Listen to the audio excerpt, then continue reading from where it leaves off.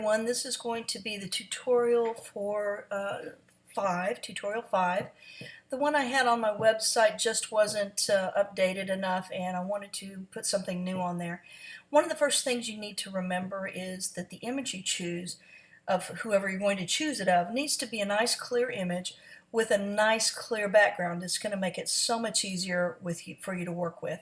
And remember, when you're going to Google or Bing or Yahoo, wherever you go to get your image, you need to actually choose a very, very large image. So remember, when you open Google, you have to select the tools and choose large, and then you save it. Don't save it when you open it. As a matter of fact, just kind of walk you through that real quick. So when I looked for my image, I looked for Ashton Kutcher. And I go to the images here, and we want to make sure that we hit the search tools and we choose large. Now, a lot of you have been choosing your images by just saving them from here, but that's not going to give you your best image. So you need to hit View Image. That comes up, and then of course you can right click and save image as. Now, I've already done that. You want to be sure you save it where that you can get it and remember where you put it. So that's how you get a really, really good image. So once you have it saved, you need to remember where you've put it, and so you go to File, Open, or Command O, and we're going to go and pick up that photo of Ashton. And there he is in all his glory. Now notice that I did a nice clear background. It can be a solid black, but I'll have to tell you there needs to be some contrast between the person and the background. Now the first thing I'm going to do is I'm going to crop it, and be sure you don't have the scrubby zoom on, because I know a lot of you have the just uncheck that. Now I'm going to go in here and just hit size and resolution and choose my size. I'm going to go to 4 by 4, and we make it perfect square, 300 in the resolution, and hit OK. So when I do that, for most of us who have CS6, this is what's going to work. I'm putting him right in the center here, and for those of you who have the other version, the CS5 version, it's very similar, but you can just draw a square around the area and move it to make it happen. So I've already cropped this, and I'm going to go back to my regular tool. Now I want to see my layers. Okay, so I'm going to duplicate this layer. So I can hit Command J, or in your case Control J, and I'm going to rename this by double clicking on the writing there. I'm going to call it Cutout. Okay. Now the very first thing I'm going to do is get rid of that white background, because I'm going to change it. So I'm going to go back up to my Move tool and just switch tools, and then I'm going to go to this other tool. If you have a really, really clear background, nothing there but white or nothing there but black, and you've got excellent contrast between the hair or the person and the background, then the Magic Wand tool will probably be your best bet. Now see, it's grabbing all these other things. The tolerance is set way too high, so I'm going to hit Control D to get out of that, and I'm going to change that to about 53. And then let's see what happens now. Still grabbing his teeth a little too much, so I'm going to hit Control D and change it down to 35. And I think that pretty much worked, except it's grabbing some of his shirt. So let's go down and try 25. And that works pretty well. And always remember, you can go back to that area right here where the Quick Selection and Wand tool is, and go back to your Quick Selection tool. You may have to change the size of your brush a little bit. I'm going to lower it a little bit, and I'm going to deselect with the minus area right here, and I'm just going to deselect this shirt and here, and I'm just looking around to make sure there's no other flukes. Okay, so there it is. Beautiful setup. So now all I have to do is I'm going to hide this lower layer just to see what happens, and then I'm going to go back and I'm just going to hit my delete key, and that gets rid of the background. Now I'm not going in the same order as I have gone before. Now to get rid of the marching ants, all you have to do is hit Control D and it goes away. Look how nice and clear that is. All the background is gone. So I'm also going to make a new layer at this point right here. Okay, there's a trash can and then there's this little thing next to it that looks like a piece of paper. If you click it, it makes a new layer. Now I'm just going to rename that color. Then hit enter. And I'm going to choose a color from my swatches. Now it's not up right now, so I can go to my window, go down to swatches and pull it up. And I'm going to choose what color I want that background to be. So I'm going to start off with a nice green. Okay, now I'm going to close that back up and I'm going to actually move it over here so I can have it for later use. Then I'm going to go to my paint bucket tool. Now remember, your paint bucket tool is right behind your gradient tool if that's what you see. A lot of you will already see that, but I'm going to go change it to my paint bucket tool and make sure you're on that layer right here. You're going to be on that layer and I'm just going to dump that color on it. Where did Ashton go? Well, all we have to do now is move this layer in between the cutout and the background, and there we have it. So now we have this really cool background. Now don't let the white, if you have some white around your subject, don't let that bother you too much because we're about to deal with a lot of this anyway. All right. Now, the next step I'm going to do is I'm going to be on the cutout layer. Layers are very important in Photoshop, so you need to remember, always check what layer you're on. I'm going to go to Image, Adjustments, and then Threshold. Okay, so take a look at that. That's where we're going next. And once you click that, you can move it out of the way so you can see what you're doing. My threshold is automatically set at 128. Now, look how dark and black everything is. I'm going to lower that threshold slightly, but I don't want to lose any definition in his face. So it's just going to be slight. Bringing it down to 126. I'm losing his nose a little bit, so I don't want to lose that too much. But here we go. Okay, this is about it. About 126, I think, is where I want to be. And then I'm just going to hit OK. You're going to have to do that for yourself. Now, I'm going to go back to my Move tool for a minute and just take a look at it.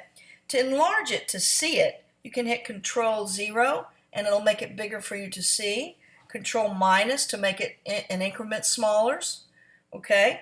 Or you can use your Zoom tool right here. Now the next thing I'm going to do is I'm going to use the Magic Wand tool. And that's going to be right up here somewhere. You'll see a bunch of lassos too, the Magic Lasso tool, magnetic, and I'm going to choose that one. And I'm going to start working in different pieces of Ashton here. So the first thing I'm going to do is I'm going to be on that cutout layer. It's going to be real important for you to be on the cutout layer to start this. Now the magnetic lasso tool just attaches itself to where the contrast is. So I'm going to start working with his hair. I'm just going to outline his hair. And since I know his hair isn't going into his ear hair, I'm just going to click through that area. And now just work through it. Now if you get tired or you need to reposition your mouse hand, all you have to do is hold your space key, and that way you can rest your hand or reposition your mouse and then go back to what you were doing. And again, I'm just going right outside. Here's his hair.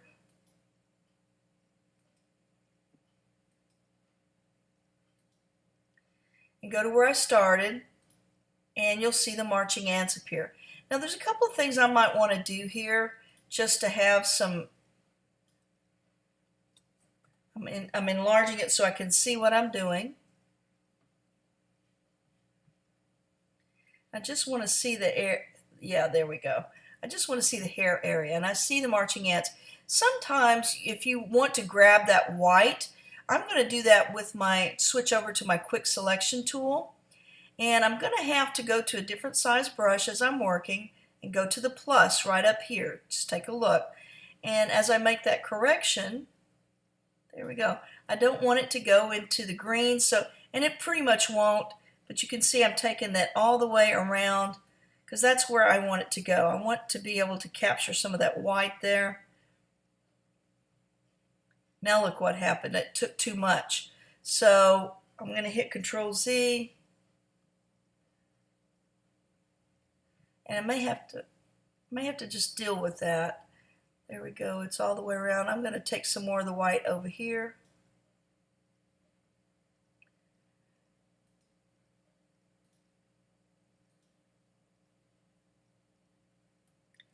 Sometimes you find yourself doing too much, so see, I'm looking down here because I don't want it to take all of that. So I'm going to hit Control Z, and I'm probably going to have to make my brush even smaller just to grab the white there.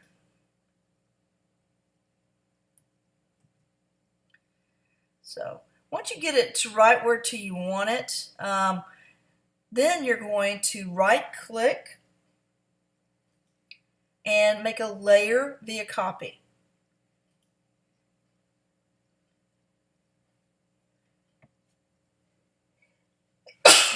Excuse me. Didn't mean to do that. Now you see I've got a new layer here. So if I hide my cutout layer, I actually somehow ended up with his eyes too. So what I'm going to do is I'm going to change some colors here.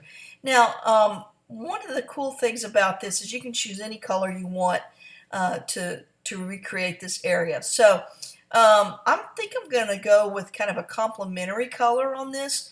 The complementary color to green is red.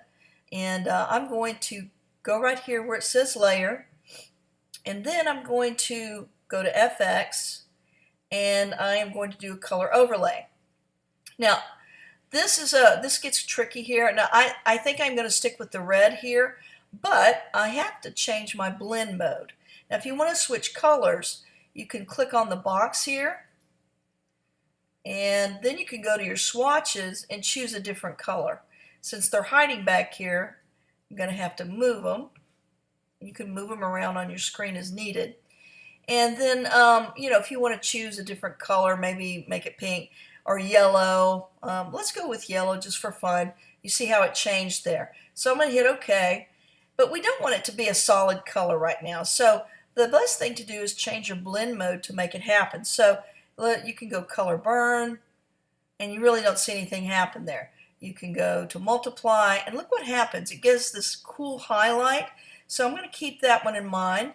Then we can go to lighten and see what happens there. That does something kind of interesting and opposite, but I don't really care for it for the eyes. So screen, what does that do? Not a whole lot. Overlay doesn't do anything. So soft light, as you go through all of these, you really don't see a lot of change in some of them, and then you see really big changes in some of them. With the pen light, you can actually change your opacity, but I really am kind of liking what the oh, look what happened here with the difference. That's interesting. Oh, and then you can also go to hue. You don't see anything happen there. So I'm going to go back to multiply. That's really what I want to stick with. So I'm going to stick with multiply there. Boom, I've got it done. Here's my layers again. Now I have to go back to that cutout layer, so I'm going to open it up, click on it, and now I'm going to work on his beard. So going back to that magnetic lasso.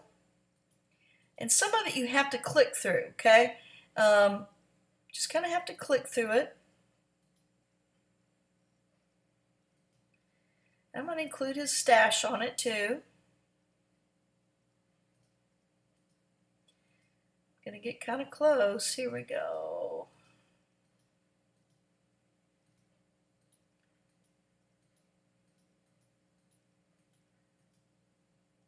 Tricky. So remember, you got to click through some areas if it's not real defined for you. And here I go. I'm going to go around and grab that beard. His scruffy little beard.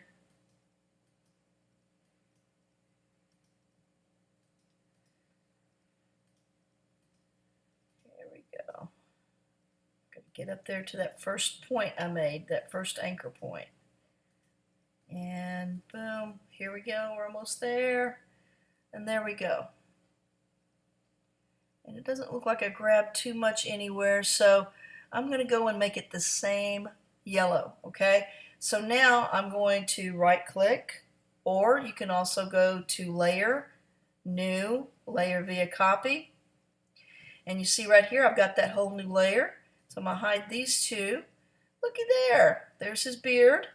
And I'm going to go in and do my color overlay. And we're going to make that a yellow again.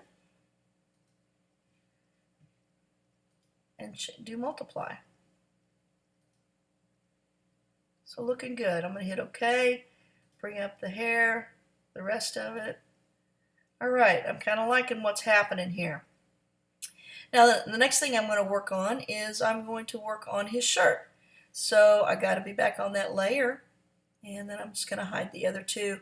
And I'm going for the shirt now, this whole area right here. So here we go. I'm going to go shirt.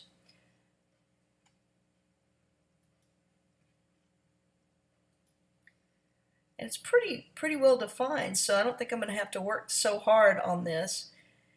I'm just going to go all the way around. Look how easy that is. Follow it all the way up. Now I have to click here because that's where it ends. But it's so well defined with the blacks and so forth that it makes it pretty easy to outline. Kind of going back to that whole kindergarten thing of outlining. That's how we started doing art. Oh, and that's beautiful. No extra hard work here. Maybe right in here, but I can just do that real quick with my quick selection tool and do a minus part. And because I only have it on one set.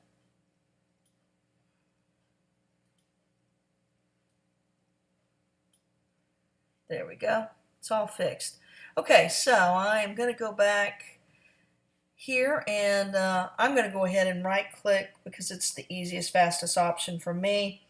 So here we go, layer via copy, and I'm going to hide everything else. Boom, look at that shirt. Okay, so we're going to do the same thing as we've done before. I got to make sure. Now I'm going to go back and rename these real quick. This is called hair, and that's a good habit to get into. Beard, and this is shirt. Okay, now I think maybe the shirt will go with a much more interesting color. So we're going to go to the FX again and do your color overlay. I'm not going to stick with red this time. I may do that for the jacket. So let's see, red, maybe, how about we go with a soft blue there. Okay, so we're going to have to click on this first, and maybe a soft blue. That works for me. And then I'm going to change this to multiply. Boom, look how nice that is. Okay, so now I'm going to see everything. We're just kind of see how close we are. Oh, that's so nice. So very nice. Okay, so maybe now is a good time to change the jacket. Now, if you just change two colors on yours, I'm cool with that. Just make sure they're obvious. But I'm actually going to go for the jacket, so I've got to go back to my cutout layer, and here we go. Now with this one, it might be easier just to use the quick selection tool, but I'm going to have to change my point size on how I grab it, and I got to make sure we're on the plus side of it, and here we go. That was pretty darn easy there. And now I'm going to right click, layer via copy. I'm going to change the name of it to jacket. And I'm going to hide everything else. You don't have to always hide it, but I like to hide it just to see what I grab. And then I'm going to go here again to my FX area, color overlay. And maybe red works. Let's just change it to multiply and see how well it works. Or we can do some other things. Normal gives us a real bright thing. Let's see what it looks like. Color burn, doesn't work. Overlay, doesn't work.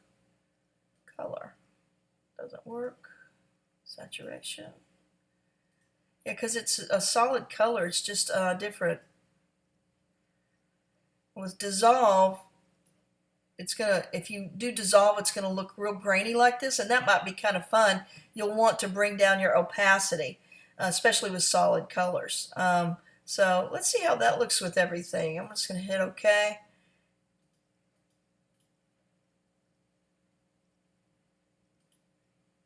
Yeah, I think I kind of like that. So I think I'm going to keep this. Now I'm done now, say with this. So the first thing I want to do is do a file, save as. And I'm going to call this one square number 1. And I'm just going to keep it in a PSD format. Now here's the cool thing. Now all the hard work is done. All I have to do at this point is go change each color.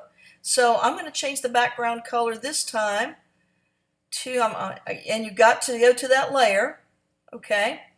So I am going to change it now to, oh, let's see, let's change it to pink. Actually, I'm going to change it to blue, okay? So I'm going to get my paint bucket tool. You see it changed right here. And so I'm going to get my paint bucket tool. And now I'm going to change that.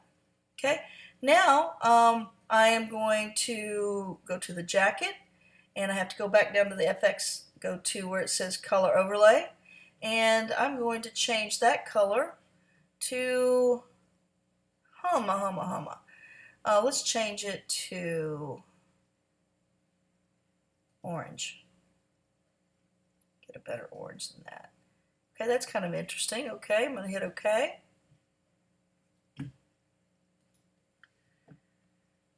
All right, so now I'm going to go to the shirt, and I'm going to change it from blue to green.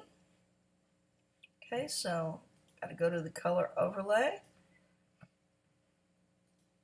and let's go to a green. We'll go with a lighter green. Okay, good. All right, now I'm going to go to the beard and the hair, and we're going to have to choose a different color there. And each time you do this, you want to do, you know, some nice complementary colors. So color overlay, let's go with, I'm going to go with purple. So I'm going to go right here and change it to purple. Look at that. Okay. Okay. And I'm going to do with the same thing with his hair.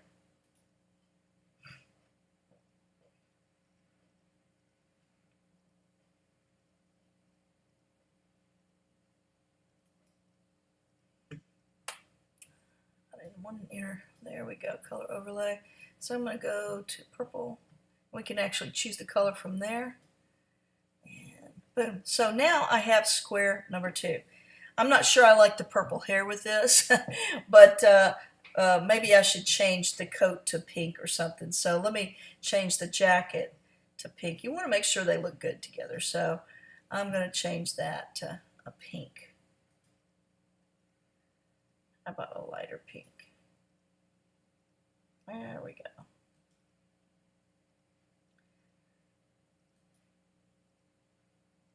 Yeah, that works for me. Or I can make adjustments here. Okay, I'm going to hit OK, and now I'm going to save it as square 2. You're going to do this 4 times, okay? So now I'm just going to kind of quickly go through all of them and start making those changes. And now I'm just going to pause and let you do that. You might want to put me on pause, and so all you have to do is, actually I'm not going to put it on pause, I'm just going to do this. Alright, so let's do this. Choose. I'm going to go green in the background this time. Actually, I did green already, so let's go fuchsia pink. There we go. Now we're going to have to go do a different jacket color.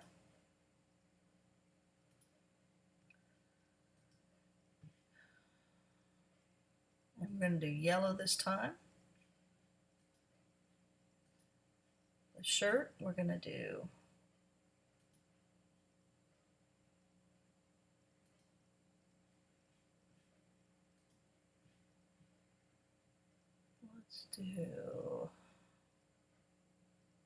purple.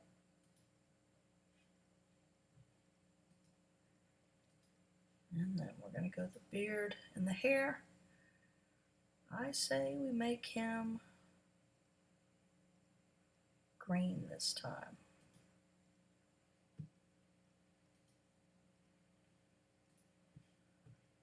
We'll just go with a, maybe that's not a good color. Maybe blue? No.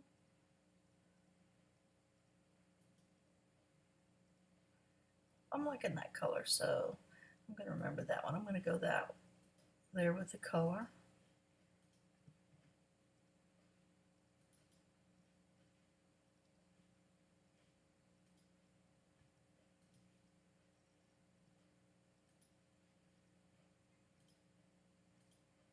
Okay, square number 3 is done.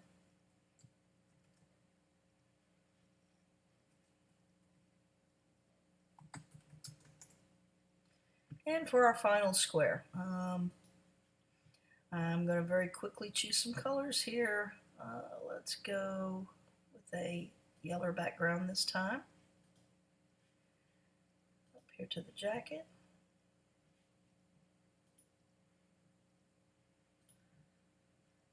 I'm going to choose dark maroon.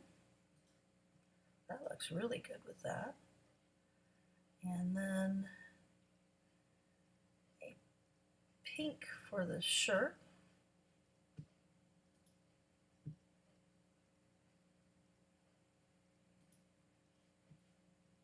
I'm going to go with a really light pink. And notice you can make adjustments there to make it lighter. Going for that. And now for the hair and beard, I want to go with really light this time, so I'm going to go something really light. Maybe something like this.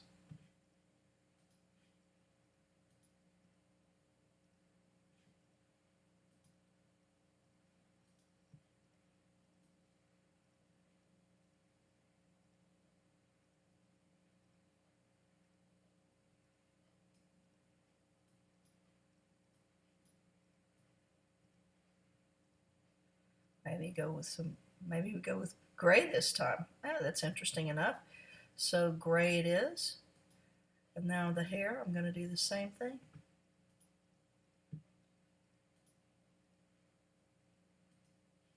And I'm just going to copy the color from there. Okay, boom, square 4.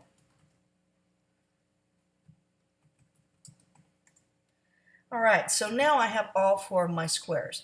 Once I've got them all saved, all I have to do is just hit Control W and it closes that particular thing. Now, the next thing that we have to do is do an 8x8 square. We're going to actually make a new document this time. So, we're going to go to New, and we're going to just call this Andy Warhol, or Tutorial 5 would be fine. And the width is going to be 8, and the height's going to be 8. Going to keep the resolution at 300. You need to make sure you do that, and hit OK. Now, I'm going to move my swatches back over where they belong. And the first thing I'm going to do is go for my brushes. Right here is my brushes, and I need to change my brushes. Now, if you have CS6, you're going to see a little gear over here. If you have CS5, you'll see a little arrow thing. If you click it, you're going to go down and look for square brushes. They're always in alpha order, and you just hit square brushes, and you hit OK, not append. Click the largest brush, and then bring your size up to 64. Now, what you have to do to make this happen is we got to make sure your ruler's on. So remember, if your rulers aren't on, it's Control R, okay? Just turn it on and make sure that, so you can see your 4 inches here and 4 inches here. We're going to be looking for those. Now I need to make sure that this right here is black and white, so I'm just going to click this right here to take it back to the standard black and white. So I want black for my color, and I need to make sure my opacity is 100% here. And then I'm going to line my first vertical one up where the brush is a little bit off the page. Holding my shift key, I'm just going to draw a line straight down. Okay, I'm going to do the same thing vertically at the 4-inch mark. You can see it lining up. But now if it does that mess to you, just hit Control Z. It always does it to me for whatever reason. And straight across. Now here's the fun part. We're just going to put our squares in. So I'm going to go to File, Place, Square 1. And I'm going to put Ashton in the first square. Now make sure you line them up perfectly, as perfect as you can. You're definitely going to have to hold your shift key, hold the shift key, don't forget, and bring it in, because it'll be a perfect square if you did it correctly. And then we're going to go get the other one. File, Place, Square 2. And we do the same thing all the way around. If you have to make adjustments, you can. You don't want to see the white. And here we go.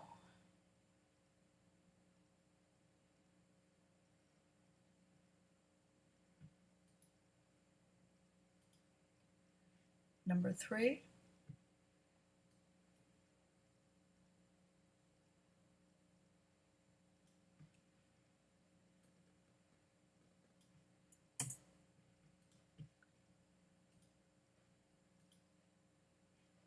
And the final one.